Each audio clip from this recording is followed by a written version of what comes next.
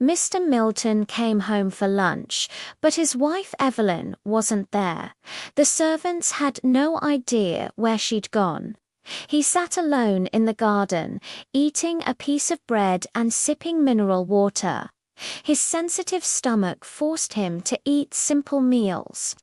Yet he employed a cook, because Evelyn loved hosting elaborate dinner parties with expensive food and wine for her friends. These gatherings brought him no joy. Evelyn constantly complained that he didn't know how to enjoy life, spending his money carelessly while treating him with coldness. Still, he never raised his voice to her. After lunch, Mr. Milton wandered through his house. The living room made him think of all those tedious parties where he stood awkwardly among his wife's guests. The formal dining room felt even worse, reminding him of endless dinners where he tried making conversation with people who never seemed interested in anything he said. He hurried past the ballroom where Evelyn danced with her friends until dawn while he lay awake in bed, listening to the music echoing through the halls. He entered the library, a room filled with books nobody ever read. Mr. Milton took strange pride in owning such a useless space, proof of his wealth.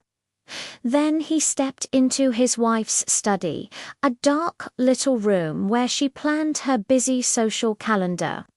Her desk was buried under notes and cards from friends. The wastebasket overflowed with invitation envelopes for lunches, dinners, parties, and theatre outings. On the floor, he noticed a crumpled letter.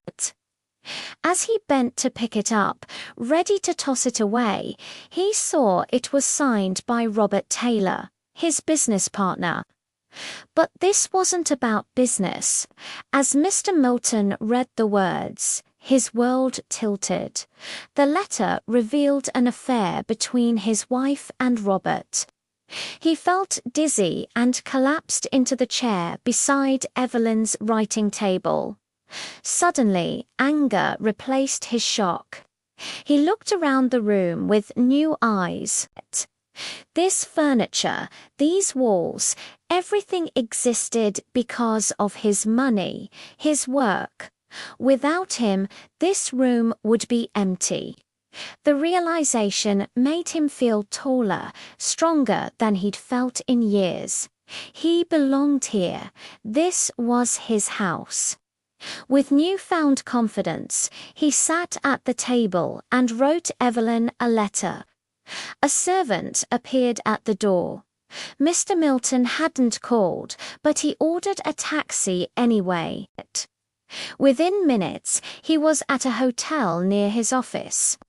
The room smelled of cheap soap, and street noise poured through the open window.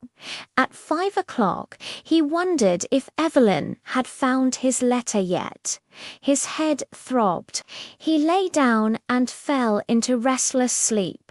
When he awoke, darkness had fallen.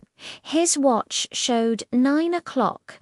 Evelyn would be dressing for dinner at Mrs. Annam's house by now. Well, she'd have to go alone, or perhaps she'd ask Robert Taylor to escort her. Mr. Milton's stomach growled with hunger. He went downstairs to the hotel restaurant, where the smell of coffee and fried food filled the air, but he could barely eat. The heavy meal made him feel sick. Back in his room, he felt sweaty and uncomfortable in the clothes he'd worn all day. For the first time, he realized how much he missed his home. A knock startled him. He jumped up as a familiar voice called his name.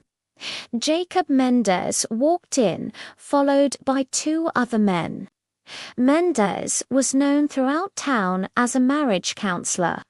Someone who'd spent his youth charming other men's wives, but now dedicated his old age to saving troubled marriages.